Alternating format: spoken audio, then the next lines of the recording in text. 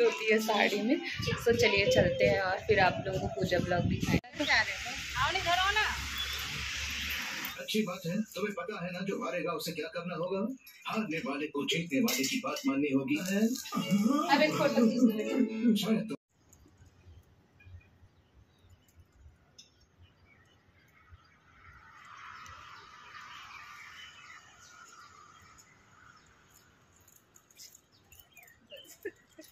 And welcome to गायरांस family. कैसे हैं आप सब? होप सब अच्छे होंगे, मैं भी ठीक हूँ। So welcome back to a new blog. आज का ब्लॉग वट सावित्री ब्लॉग होगा। मैं नाइट से स्टार्ट कर रही हूँ ये ब्लॉग। अभी मैंने सब किचन वगैरह साफ कर लिया है, सब कुछ मेरा काम हो गया है। ऑलमोस्ट 12 बजने भी वाले हैं, तो मैं जा रही हूँ सारी तैयारियां करने। उससे पहले मैं सोच रही हूँ अपने मंदिर में पर्दा लगा देती हूँ, एंड उसके बाद ये पर्दा लगा दिया रात को। जय माता रानी, जय मातेश्वरी मैया, जय भोलेनाथ, सबकी रक्षा करना। उसके बाद मैं अब करूँगी अपने पूजा की तैयारी, जो कि मेरे को आज आधी चीज़ें मैं अभी रख लूँगी, वरना मैं सुबह सब भूल जाऊँगी। तो मैं सब चीज़ें थोड़ी थोड़ी करके अपनी थाली में सजा रही हूँ। सब कुछ थोड़ा थोड़ा रख ले रही हूँ। फिर सुबह उठ के मुझे सारी चीज़ें बनानी भी पड़ेगी, जैसे कि वो बनाना पड़ता है, क्या बोलते हैं, पुआ लगता है हमारे में, तो पुआ बनाना है हमको, वो सारी चीज़ें बनानी है। तो मैं सोच रही हूँ कि सब कुछ अभी से सारी चीज़ें रख लेती हूँ सिस्टमेटिक, एंड देन रात को जब सुबह को उठूँगी, जल्दी उठूँगी 5 बजे, 9 बजे मुझे पूजा करने जाना है।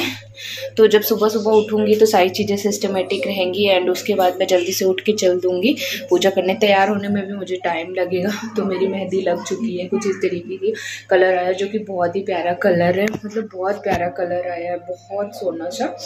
तो कुछ इस तरीके की मेहंदी लगी है। एंड आप लोग ब्लॉग पूरा देखिएगा, अच्छा लगेगा होप शो आप लोगों को ब्लॉग।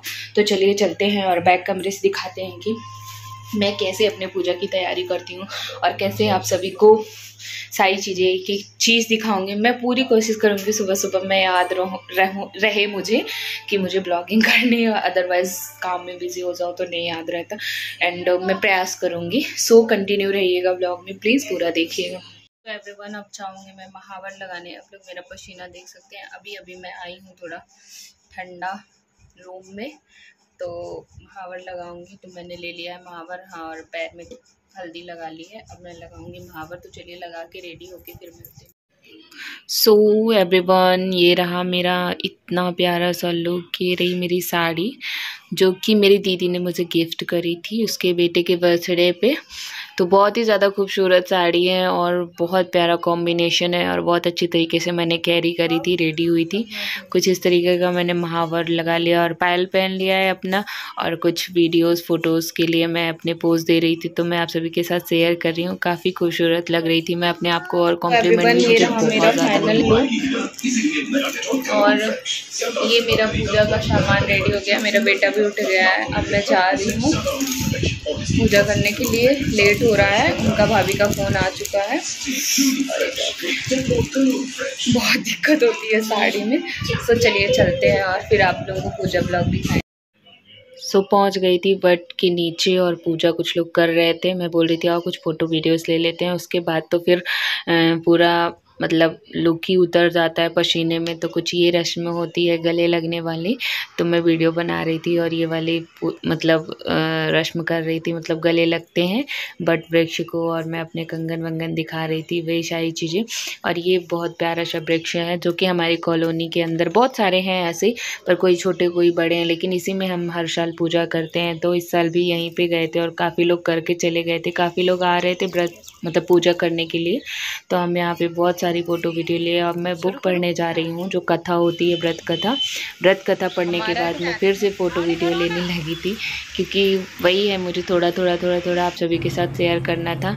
और ये हम कर रहे थे फेरी, तो फेरी टाइम की है, फेरी होती है। तो मैं भाभी को बोल रही थी भाभी गाना गाइए, तो आ ही नहीं रहा था किसी को, मुझे भी नहीं आता, मतलब मुझे आता है पर अकेले गाना मतलब संभव नहीं हो पाता है खुद से, और लैंग्वेज सबकी अलग अलग रहती है, कोई छत्तीसगढ़ का है, कोई महाराष्ट्र का है, कोई बिहार का है, तो सबकी लैंग्वेज अलग अलग रहती है, अलग अलग तर्ज रहती है, तो मतलब हमारी गाने को सब लोग नहीं गा पाएंगे।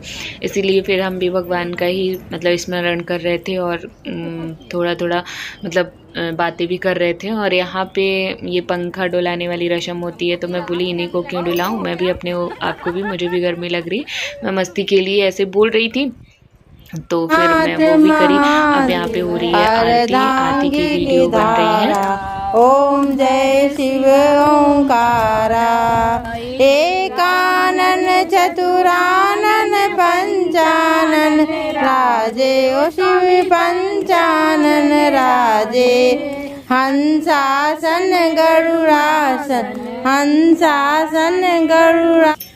उसके बाद जो पूरा सामान रहता है मतलब सुहाग का, उसको 7 बार छुआते हैं मतलब वट वृक्ष पे, और फिर घर आ जाते हैं। और यहाँ पे मैं घर आ गई थी, घर आके इनकी आरती टीका करना होता है, तो मैं वही कर रही थी, इनको आरती उतारी, फिर इनका टीका करी, एंड देन उसके बाद पंखा करी, पैर छुई।